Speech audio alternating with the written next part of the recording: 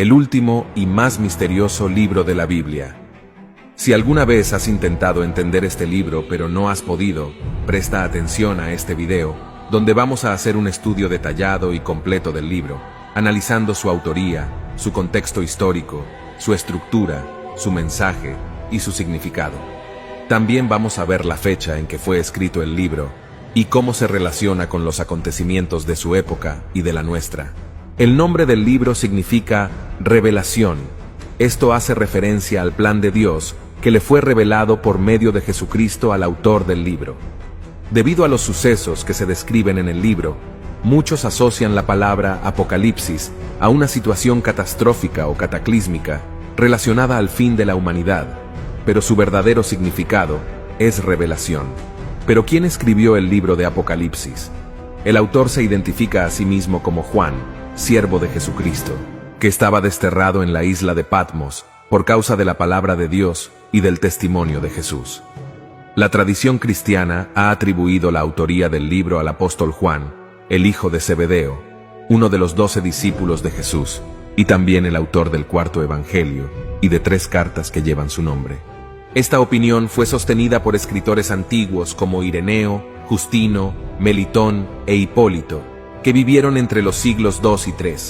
Sin embargo, algunos estudiosos modernos han cuestionado esta identificación, basándose en diferencias de estilo, vocabulario y teología entre el Apocalipsis y los otros escritos joánicos. Algunos han sugerido que el autor era otro Juan, conocido como el presbítero, que era un líder de la iglesia en Asia Menor. Otros han propuesto que el autor era un cristiano judío anónimo, que usó el nombre de Juan como un seudónimo, siguiendo la costumbre de la literatura apocalíptica. Sea quien sea el autor, lo cierto es que era un hombre profundamente entregado a Dios, que conocía bien las escrituras hebreas, que tenía una visión escatológica de la historia y que estaba convencido de la victoria final de Cristo sobre el mal. ¿Cuándo y dónde se escribió el libro de Apocalipsis?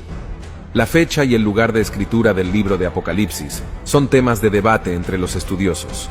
Algunos sostienen que el libro fue escrito antes del año 70, entre el 54 y el 68 después de Cristo, durante el gobierno del emperador romano Nerón César.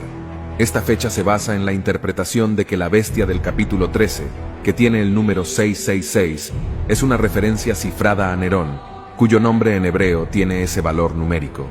También se apoya en la suposición de que el libro predice la destrucción de Jerusalén y del templo por los romanos en el año 70, que sería el cumplimiento de las profecías de Jesús sobre el fin de los tiempos.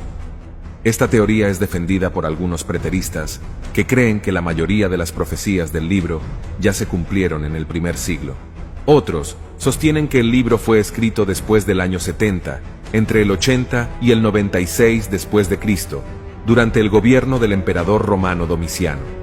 Esta fecha se basa en el testimonio de escritores antiguos como Ireneo, Clemente de Alejandría y Eusebio, que afirmaron que Juan recibió las visiones del Apocalipsis hacia el final del reinado de Domiciano. También se apoya en la evidencia de que el libro refleja la situación de las iglesias de Asia Menor, que estaban sufriendo una intensa persecución por parte del Imperio Romano, que exigía el culto al emperador como Señor y Dios. Esta teoría es defendida por la mayoría de los futuristas, que afirman que la mayoría de las profecías del libro aún están por cumplirse en el futuro. El lugar de escritura del libro de Apocalipsis es más claro, ya que el autor dice que estaba en la isla de Patmos, una pequeña isla rocosa en el mar Egeo, frente a la costa de Asia Menor. Se cree que Juan fue desterrado a esta isla por las autoridades romanas, como una forma de castigo por su predicación del Evangelio. Allí, en medio de su sufrimiento, recibió las visiones de Jesucristo, que le reveló las cosas que habían de suceder pronto, y que debía escribir en un libro y enviarlo a las 7 iglesias de Asia Menor: Éfeso, Esmirna, Pérgamo, Tiatira, Sardis, Filadelfia y Laodicea. ¿Cómo se estructura el libro de Apocalipsis? El libro de Apocalipsis tiene una estructura compleja, que combina elementos literarios, simbólicos y numéricos. El libro se puede dividir en 5 partes principales, que siguen un esquema progresivo de revelación. La primera parte la encontramos en el capítulo 1. Este es el prólogo, que presenta el título, el autor, el destinatario, la bendición, el propósito y la fuente del libro. También contiene la visión inicial de Juan, que ve a Jesucristo glorificado, con 7 estrellas en su mano derecha y 7 candeleros de oro a su alrededor. Jesús le dice a Juan que las estrellas son los ángeles de las 7 iglesias, y los candeleros son las 7 iglesias, a las que debe escribir lo que ha visto y lo que va a ver. La segunda parte la encontramos en los capítulos 2 y 3. Son las cartas a las 7 iglesias, que contienen el mensaje de Jesucristo a cada una de ellas, según su situación específica. En cada carta, Jesús se presenta con algún atributo de la visión del capítulo 1, elogia, reprende o exhorta a la iglesia, le hace una promesa al que venciere, y le pide que tenga oído para escuchar lo que el Espíritu dice a las iglesias. Estas cartas reflejan la condición espiritual de las iglesias del primer siglo, pero también tienen una aplicación universal y profética para todas las iglesias de todos los tiempos. Es decir, las 7 iglesias de Apocalipsis son una representación simbólica de la historia y el desarrollo de la iglesia cristiana, desde el primer siglo hasta el fin de los tiempos. Cada iglesia refleja una condición espiritual, un desafío, una promesa y una advertencia que se aplican tanto a las iglesias locales de la época como a las etapas históricas de la Iglesia universal. Algunos estudiosos han identificado las siguientes correlaciones entre las 7 iglesias y las iglesias posteriores. Éfeso, la iglesia apostólica, dirigida por los apóstoles en el primer siglo, caracterizada por su celo, ortodoxia y perseverancia, pero también por su pérdida del primer amor. Esmirna, la iglesia perseguida de los primeros 3 siglos, que sufrió el martirio y la pobreza, pero que fue fiel hasta la muerte. Pérgamo, la iglesia comprometida del siglo IV, que se alió con el poder político y toleró las falsas doctrinas y la idolatría. Esta iglesia se unió al Imperio Romano, dando surgimiento a la iglesia tradicional, que ahora se autoproclama como la única iglesia de Jesucristo. Tiatira, la iglesia corrupta y perversa de la Edad Media, que se dejó seducir por el paganismo y la apostasía, cometiendo atrocidades para expandirse por todo el mundo. Pero a pesar de todo esto, también tuvo un remanente fiel. Sardis, la iglesia reformada de los siglos XVI y XVII, que se despertó de la muerte espiritual y recuperó la verdad bíblica, pero que también se volvió formalista y mundana. Filadelfia, la iglesia misionera de los siglos XVIII y XIX, que tuvo una puerta abierta para predicar el Evangelio y guardó la palabra de Dios, pero que también enfrentó la oposición de los falsos cristianos. La Odisea, la iglesia apóstata de los últimos tiempos, que se ha vuelto tibia, orgullosa y autosuficiente, pero que también tiene la oportunidad de arrepentirse y recibir la gracia de Cristo. La tercera parte la encontramos en los capítulos 4 y 5. Es la visión del trono de Dios y del Cordero, que introduce el tema central del libro, la soberanía de Dios sobre la historia y el destino de la humanidad. Juan es llevado en el espíritu al cielo, donde ve el trono de Dios, rodeado de 4 seres vivientes, 24 ancianos, 7 espíritus de Dios y una multitud de ángeles. Todos ellos adoran a Dios, que tiene en su mano derecha un libro sellado con 7 sellos, que nadie puede abrir. Juan llora, porque nadie es digno de abrir el libro y de leerlo. Pero entonces aparece el Cordero, que es Jesucristo, el león de la tribu de Judá, que ha vencido y que puede abrir el libro y sus 7 sellos. El Cordero toma el libro de la mano de Dios, y todos los seres celestiales lo adoran, reconociendo que Él es digno de abrir el libro, porque con su sangre ha redimido para Dios un pueblo de toda lengua, pueblo, nación y tribu. La cuarta parte va del capítulo 6 al 18. Son las visiones de los juicios de Dios sobre el mundo, que se desencadenan al abrir el Cordero los 7 sellos del libro. Estas visiones se organizan en 3 series de 7, los 7 sellos, las 7 trompetas y las 7 copas. Cada serie representa una intensificación de los juicios que afectan a la naturaleza, a la humanidad y al reino del anticristo.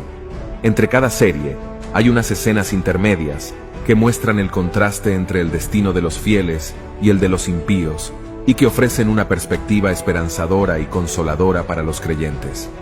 Estas escenas incluyen la visión de los 144,000 sellados, la gran multitud vestida de blanco, el ángel con el librito, los 2 testigos, la mujer y el dragón, las 2 bestias, el cordero y los 144,000 en el monte Sión, los 3 ángeles con los mensajes finales, la cosecha y la vendimia, las 7 visiones de la caída de Babilonia y la alabanza de los santos y los ángeles.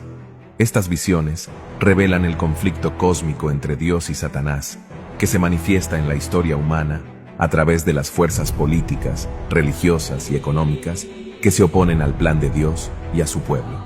La quinta parte va desde el capítulo 19 hasta el 22. Es la visión de la victoria final de Dios y del Cordero, que culmina con la restauración de todas las cosas. Esta parte contiene las escenas más gloriosas y esperanzadoras del libro, que describen la segunda venida de Cristo, el juicio de las bestias y del dragón, el reino milenario de Cristo y sus santos, la resurrección de los muertos, el juicio final, el lago de fuego, el cielo nuevo y la tierra nueva, la nueva Jerusalén, el río de la vida y el árbol de la vida. Estas escenas muestran el triunfo definitivo de Dios sobre el mal, la consumación de su reino y la plenitud de su comunión con su pueblo redimido. El libro de Apocalipsis termina con la epílogo, que contiene la bendición final, la afirmación de la veracidad y la urgencia del libro, la invitación a recibir la gracia de Cristo, la advertencia contra la alteración del libro y la esperanza de la pronta venida de Cristo, a la que el autor y los lectores responden con un ferviente «Amén. Ven, Señor Jesús». Una de las principales razones por la que muchas personas al leer el libro no lo entienden es porque el libro de Apocalipsis utiliza muchos símbolos para representar realidades espirituales, históricas y proféticas. Estos símbolos se basan en el lenguaje y la expresión de las escrituras hebreas, especialmente de los libros proféticos como Isaías, Jeremías, Ezequiel, Daniel y Zacarías. Para entender el significado de los símbolos, es necesario compararlos con su uso en el contexto bíblico, y también tener en cuenta el propósito y el mensaje del libro de Apocalipsis. Este ha sido un resumen del libro de Apocalipsis. Estaremos explicando más aspectos de este libro en los próximos videos, ya que en un solo video es imposible explicar los misterios que este libro contiene. Esperamos que este video les haya ayudado a comprender mejor el contenido, el contexto y el propósito de este libro, que nos revela las cosas que han de suceder pronto, y que nos llama a mantenernos fieles a Cristo, el Alfa y la Omega, el principio y el fin, el que vive y reina por los siglos de los siglos. Gracias por su atención, y que Dios les bendiga.